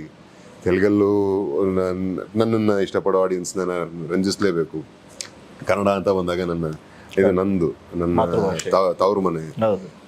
ಇಲ್ಲಿ ನನ್ನ ಸಿನಿಮಾ, ಫಸ್ಟ್ ಆಫ್ ಆಲ್ ನನ್ನ ನಿರ್ಮಾಪಕರಿಂದ ಹಿಡಿದು ಎಲ್ಲರೂ ಸಂತೋಷ ಪಡುವಂಥ ಒಂದು ಔಟ್ಕಮ್ ಬರಬೇಕು, ಒಳ್ಳೆ ಕ್ವಾಲಿಟೇಟಿವ್ ಔಟ್ಪುಟ್ ಬರಬೇಕು ಅಂತ ದುಡಿತಾ ಇದ್ವಿ. ಈಗ ಒಳ್ಳೆ ರೀತಿ ಜನಕ್ಕೆ ತಲುಪಬೇಕು ಅಂತ ದುಡಿತಾ ಇದೀವಿ. Let's see. ಓಕೆ, ಅವತ್ತೇ ಮತ್ತೆ ಕನ್ನಡದಲ್ಲಿ ನಿಮ್ಮ ಗೆಳೆಯನ ಸಿನಿಮಾ ಬರ್ತಾ ಇದೆ, ನೀವು ಕೂಡ ಬರ್ತಾ ಇದ್ದೀರಿ. ನೀವಿಬ್ಬರು ಇಲ್ಲ ಒಂದು ಕಾಲದಲ್ಲಿ ಇಬ್ಬರು ಸಿನಿಮಾಗಾಗಿ ಹೊಡೆದಾಡೋದಂಥವ್ರು. ಈಗ ಎದುರು ಸಿನಿಮಾ ಬರ್ತಾ ಇದೆ, ಆ ಸಿನಿಮಾ ರಿಲೀಸ್ ಆಗ್ತಿದೆ, ನಿಮ್ಮ ಸಿನಿಮಾ ರಿಲೀಸ್ ಆಗ್ತದೆ. ಬರ್ರಿ, ಸಿನಿಮಾಗೆ ಒಂದು ವಿಶ್ ಮಾಡಿ ನೀವು. ಖಂಡಿತ. ನನ್ನ ಗೆಳೆಯನ ಸಿನಿಮಾ ಕೋಟಿ ಮನಸ್ಸನ್ನ ಗೆಲ್ಲಿ, ಕೋಟಿ ಹಣ ನಿರ್ಮಾಪಕರದಾಗಲಿ, ಒಳ್ಳೆ ಜನಮನಸ್ಸದಲ್ಲಿ ನಿಲ್ಲುವಂಥ ಸಿನಿಮಾ ಆಗಲಿ ಅಂತ ಆಶಿಸ್ತೀನಿ. ಒಳ್ಳೇದಾಗಬೇಕು. ಅಂದರೆ ನಮ್ಮ ಕನ್ನಡ ಸಿನಿಮಾ ಸರ್, ಅಂದರೆ ಸ್ವಲ್ಪ ದಿವಸಕ್ಕೆ ಮುಂಚೆ ಸಿನಿಮಾಗಳಿಲ್ಲ ಥಿಯೇಟರ್, ಕನ್ನಡ ಇಂಡಸ್ಟ್ರಿಯ ಸ್ಥಿತಿನೇ ಹಾಗಿತ್ತಲ್ಲ ಸರ್. ಕೆಲವೇ ದಿವಸಗಳ ಮುಂಚೆ ಥಿಯೇಟರ್ಗೆ ಮುಚ್ತಾ ಇದೀವಿ, ಸಿನಿಮಾಗಳ ಇಲ್ಲ, ಹಂಗೆ ಹಿಂಗೆ ಅಂತ ಕಂಪ್ಲೇಂಟ್ ಮಾಡ್ತಾ ಇದ್ವಿ. ಇವತ್ತು ಒಟ್ಟಿಗೆ 2 ಸಿನಿಮಾ ಬರುತ್ತೆ ಅಂದರೆ ತಪ್ಪೇನು? ನಮ್ಗೇನು ಎಂಡ್ ಆಫ್ ದ ಡೇ ಥಿಯೇಟರ್ಗಳನ್ನ ನಂಬಿ ಒಂದಷ್ಟು ಜೀವಗಳು ಬದುಕ್ತಾ ಇದ್ದಾವೆ, ಒಂದಷ್ಟು ಕುಟುಂಬಗಳು ಥಿಯೇಟ್ರಿಂದನೇ ಕಟ್ಕೊಂಡಿದ್ದಾರೆ. ಸೊ ಇಂಥವ್ರಿಗೆಲ್ಲ ಅವ್ರ ಕೆಲಸ ಸಿಗಬೇಕು, ಅವ್ರಿಗೆ ಹೊಟ್ಟೆಪಾಡು, ಯಾವುದೇ ಸಮಸ್ಯೆ ಥಿಯೇಟರ್ ಸಿನಿಮಾ ಬರಬೇಕು, ಜನ ಥಿಯೇಟರ್ ಸಿನಿಮಾ ಮಾಡೋದ್ರಿಂದ ಕನ್ನಡ ಇಂಡಸ್ಟ್ರಿ ಗ್ರೋತ್ ಆಗುತ್ತೆ ಅನ್ನೋದು ಒಂದು ಮಾತು, ಅಥವಾ ಕನ್ನಡ ಚಿತ್ರಮಂದಿರಗಳಿಗೆ ಜನ ಬರ್ತಾರೆ ಅನ್ನೋದು ಮಾತು. ನೀವು ಇದಕ್ಕೆ ಏನು ಹೇಳ್ತೀರಿ? ಏನಾದ್ರು ಇವ್ರು ಆಗ್ಲೇನು ಹೇಳೋರು, ಇವ್ರು ಅಂಥದ್ದೆಲ್ಲ ಬ್ಯಾಗೇಜ್ ಏನಿಲ್ಲ, ಸ್ಟಾರ್ ಅನ್ನೋ ಕಾನ್ಸೆಪ್ಟ್ ಇದಿಲ್ಲ ಸರ್. ಅಂದರೆ ಅದು ಪ್ರೀತಿಯಿಂದ ಅಭಿಮಾನದಿಂದ ಕರೆಯೋದು ಸ್ಟಾರ್ ಅಥವಾ ಸ್ಟಾರ್ಡಮ್. ಅಭಿಮಾನಿಸಿದಾಗ ಸ್ಟಾರ್ಡಮ್ ಅನ್ನೋದು ಬರುತ್ತೆ. ಅದನ್ನ ದಾಟಿದ್ರೆ ಎಂಡ್ ಆಫ್ ದ ಡೇ ಎಲ್ಲರೂ ಕಲಾವಿದ್ರೆ ಸರ್, ಎಲ್ಲರೂ ಕೂಲಿನೇ. ಪ್ರತಿಯೊಬ್ಬರು ಆಯಾ ಸಿನಿಮಾ ಅಂತ ಬಂದಾಗ ಆಯಾ ಪಾತ್ರಕ್ಕೆ ದುಡಿತಾ ಇರ್ತೀವಿ, ಕೂಲಿ ಮಾಡ್ತಾ ಇರ್ತೀವಿ, ಅದಕ್ಕೆ ಕೂಲಿ ತಗೋತೀವಿ ಒಂದಿಷ್ಟು ಸಂಬಳ ಅಂತ. ಅಷ್ಟು ಬಿಟ್ರೆ ಬರೋ ಸಿನಿಮಾಗಳು ಕ್ವಾಲಿಟೇಟಿವ್ ಸಿನಿಮಾನ ಅಲ್ವಾ, ಬಂದ ಸಿನಿಮಾ ಜನಕ್ಕೆ ತಲುಪಿದ್ಯಾ ಇಲ್ವಾ, ಇವು ನೋಡ್ಬೇಕಾದ ಅಂಶಗಳು. ಅಂದರೆ ಈಗ ಇತ್ತೀಚೆಗೆ ನೀವು ಬೇರೆ ಭಾಷೆ ಸಿನಿಮಾಗಳ ಹಿಟ್ಟನ್ನ ನೋಡಿದಾಗ ನಿಮಗೆ ಹೊಸ ಪ್ರತಿಭೆಗಳ ಸಿನಿಮಾ ತುಂಬಾ ಚೆನ್ನಾಗಿ ಕಚ್ಕೊಂಡಿದ್ದಾರೆ, ಚೆನ್ನಾಗಿ ನಮ್ಮ ಇಂಡಸ್ಟ್ರಿಲಿ. ರೀಸೆಂಟ್ಲಿ ಬಂದಂತ ಬ್ಲಿಂಕು, ಶಾಕಾಹಾರಿ ಅಂದ್ರೆ ರಂಗಾಯಣ ರಘು ಸರ್ ಒಬ್ಬರನ್ನ ಹೊರತುಪಡಿಸಿದ್ರೆ, ಪಾಂಡೆ ಅವ್ರನ್ನ ಬಿಟ್ರೆ ಇನ್ನೆಲ್ಲ ಬಹುತೇಕ ಹೊಸಬ್ರು. ಯುವ ನಮ್ಮ ಹೊಸ ಹೀರೋ ಕಾಂಗೂರು ಬಂತು, ಹೊಸ ಡೈರೆಕ್ಟರ್. ಸೊ ಈ ತರ ಪ್ರಯತ್ನಗಳೆಲ್ಲ ಹೊಸ ಫ್ರೆಶ್ ಮೈಂಡ್ಸ್ ಬಂದಾಗ ಫ್ರೆಶ್ ಐಡಿಯಾಸ್ ಬರುತ್ತೆ, ಫ್ರೆಶ್ ಕಂಟೆಂಟ್ ಬರುತ್ತೆ. ಸೊ ಅದಕ್ಕೆ ಒಂದು ರೀಚಬಿಲಿಟಿ, ಒಂದು ಡಿಸೆಂಟ್ ಪ್ರಮೋಷನ್ಸು ಅಥವಾ ಜನಕ್ಕೆ ತಲುಪಿಸ್ತಕ್ಕಂಥ ಒಂದು ಕೆಲಸ ನಡೆದಾಗ ಆ ಕಂಟೆಂಟ್ ಅವ್ರನ್ನ ಸೆಳೆದಾಗ ಬರ್ತಾರೆ ಸರ್. ಅಷ್ಟನ್ನು ಬಿಟ್ಟರೆ ಇಲ್ಲಿ star, of course with all the due respects to ನಮ್ಮ ಸೀನಿಯರ್ಸ್, ನಮ್ಮ ದೊಡ್ಡ ಸ್ಟಾರ್ಸು, ಅವರು ಇಷ್ಟು ವರ್ಷಗಳ ಕಾಲ ಬಹುತೇಕ 2 ದಶಕಗಳು 3 ದಶಕಗಳು ರಂಜಿಸ್ಕೊಂಡ್ ಬಂದಿರೋದಕ್ಕೆ ಅವ್ರು ಆ ಸ್ಥಾನದಲ್ಲಿ ನಿಂತಿದ್ದಾರೆ. ಸೊ ಆ ಒಂದು ಜರ್ನಿ ನಮ್ಮೆಲ್ರಿಗೂ ಇನ್ಸ್ಪೈರಿಂಗ್. ಆ ಥರದ ಜರ್ನಿ ಶುರುವಾಗಿದ್ದು ಹೊಸಬರಾಗೆ. ಸೊ ಬರೋ ಹೊಸಬರಲ್ಲೂ ಮುಂದೊಬ್ಬ ಸ್ಟಾರ್ ನಟ ಇರ್ತಾನೆ ಅಂತ ನಾವು ಅನ್ಕೊಳ್ಳೋದಾದ್ರೆ ಆ ಥರದ ಕಂಟೆಂಟ್ಗಳನ್ನ, ಒಳ್ಳೊಳ್ಳೆ ಪ್ರತಿಭೆಗಳನ್ನ ಬೆಂತಟ್ಟೋದಷ್ಟೇ ನಮ್ಮ ಕೆಲಸ ಆಗುತ್ತೆ. ಆ್ಯಂಡ್ ಒಂದು ಬೇಸಿಕ್ ಇನ್ಫ್ರಾಸ್ಟ್ರಕ್ಚರ್ ಅಲ್ಲಿ ಒಂದಷ್ಟು ವಿಷಯಗಳು ಅಡ್ರೆಸ್ ಆಗ್ಬಿಟ್ಟಾಗ ಸರಿ ಹೋಗುತ್ತೆ ಅಂತ ಅನ್ಸುತ್ತೆ. S, finally June 14th lovely ಬರ್ತಾ ಇದೆ. ನಿಮ್ಮ ಪ್ರೀತಿಯ ಡಾರ್ಲಿಂಗ್ಸ್ಗಳಿಗೆಲ್ಲ ಏನು ಹೇಳಕ್ಕೆ ಇಷ್ಟಪಡ್ತೀರಿ ಫೈನಲ್ ಆಗಿ? ನನ್ನ ಡಾರ್ಲಿಂಗ್ಸ್ಗೆ, ನನ್ನ ಅಣ್ಣ ತಮ್ಮಂದ್ರಿಗೆ ನಾನು ಹೇಳೋದು ಇಷ್ಟೇ. ಒಂದು ಸಿನಿಮಾ ಅಂತಂದಾಗ ನಿಮ್ಮನ್ನ ರಂಜಿಸೋದು ನಮ್ಮ ಜವಾಬ್ದಾರಿ ಎಷ್ಟೋ, ಹಾಗೆ ಒಳ್ಳೆ ವಿಷಯವನ್ನು ಹೇಳೋದು ಒಬ್ಬ ನಾಗರಿಕನಾಗಿ ನಮ್ಮ ಜವಾಬ್ದಾರಿ ಇರುತ್ತೆ. ಸೊ ಅಂಥ ಒಂದು ಜವಾಬ್ದಾರಿಯುತ ಒಂದು beautiful entertainment, it's a family entertainer. ನಿಮ್ಮ ಮುಂದೆ ಬರ್ತಾ ಇದೆ. ನಮ್ಮ ಪ್ರಯತ್ನಗಳನ್ನ ಅಂದರೆ ಇಲ್ಲಿ ತನಕ ಒಂದೊಂದೇ ಕಂಟೆಂಟ್ ನೋಡ್ತಾ ಬಂದಿದ್ದೀರಿ, ಟೀಸರ್ಗಳಿಂದ, ಸಾಂಗ್ಸಿಂದ, ಈಗ ಮೊನ್ನೆ ಟ್ರೈಲರಿಂದ. ಸೊ ಇನ್ನೇನು ಸಿನಿಮಾ ಹತ್ರದಲ್ಲಿದೆ. ನಮ್ಮ ಪ್ರಯತ್ನಕ್ಕೆ ನಿಮ್ಮ ಬೆಂಬಲ, ನಿಮ್ಮ ಪ್ರೋತ್ಸಾಹ, ನಿಮ್ಮ ಒಪಿನಿಯನ್ ನಮಗೆ ತುಂಬ ಮುಖ್ಯ. ನಿಮ್ಮ ಅಭಿಪ್ರಾಯಕ್ಕೋಸ್ಕರ ಎದುರು ನೋಡ್ತಾ ಇರ್ತೀವಿ, ಕಾಯ್ತಾ ಇರ್ತೀವಿ. B lovely, stay lovely and watch lovely. June 14th, lovely, we all lovely people coming with a lovely film in theatres. So shower your love, go to the theatres and yes. ಥಿಯೇಟ್ರಿಗೆ ಬಂದು ನಮ್ಮ cinema ನೋಡಿ. ಥಿಯೇಟರ್ಗೆ ನಿಮ್ಮ cinema ನೋಡಿ. ಥಿಯೇಟ್ರಿಗೆ ಬಂದು. ಥಿಯೇಟರ್ಗೆ ಬಂದು. S, ಇಷ್ಟೊತ್ತು ಲವ್ಲಿ ಸಿನಿಮಾ ಬಗ್ಗೆ ತುಂಬ ಲವ್ಲಿಯಾಗಿ ಮಾತಾಡಿದಂಥ ನಮ್ಮ ಪಟೇಲ್ ಮೇಡಮ್ ಮತ್ತು ವಸಿಷ್ಠ ಸರ್ ಇಬ್ಬರಿಗೂ ಸರ್ ನಿಮ್ಮಿಬ್ಬರಿಗೂ ಧನ್ಯವಾದಗಳು. Thank you sir. ಜೂನ್ 14ರಂದು ಲವ್ಲಿ ಥಿಯೇಟ್ರ್ನಲ್ಲಿ ರಿಲೀಸ್ ಆಗ್ತಾಯಿದೆ. ಎಲ್ಲರೂ ಕೂಡ ಥಿಯೇಟ್ರಿಗೆ ಬಂದು ಈ ಸಿನಿಮಾನ ನೋಡಿ ಯಶಸ್ವಿಗೊಳಿಸಿ.